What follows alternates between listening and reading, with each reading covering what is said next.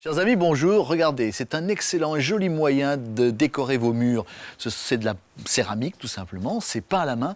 Et vous avez à la fois toute cette basse-cour, tous ces animaux. Vous avez aussi, si vous le souhaitez, la conduite et la taille des arbres fruitiers, les formes fruitières qui sont expliquées là. Et puis, plus fort encore, nous sommes ici au Potager des Princes, dans l'Oise, à Chantilly. Vous avez aussi l'histoire du jardin. Ici, le jardin au XVIIe siècle, là, le jardin au XVIIIe. Et toujours sur de la céramike, vous avez l'histoire du XIXe, du XXe. Et aujourd'hui, ce jardin qui était totalement en friche a été entièrement restauré. Et vous retrouvez le propriétaire des lieux, qui s'appelle Yves Bien-Aimé. Vous allez le retrouver au milieu de ce jardin. Il est là, Yves. Bonjour. Bonjour Laurent.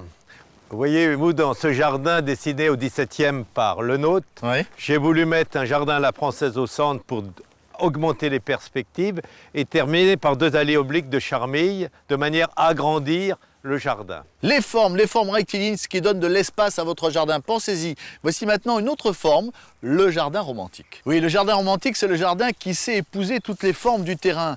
Vous avez ici, par exemple, une coulée qui a été peuplée de jonquilles, mon cher Yves Bien-Aimé. Combien de jonquilles ici ? Sur cette partie, nous avons 70 000 jonquilles.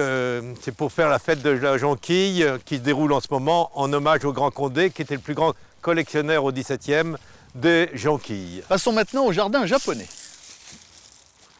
Et le jardin japonais, vous le voyez, il est entièrement dessiné autour d'une passerelle rouge très spectaculaire, n'est-ce pas Yves ? Oui, c'est une couleur orientale et là, nous créons en ce moment un jardin japonais avec azalées, rhododendrons, arbres à nuages, érables.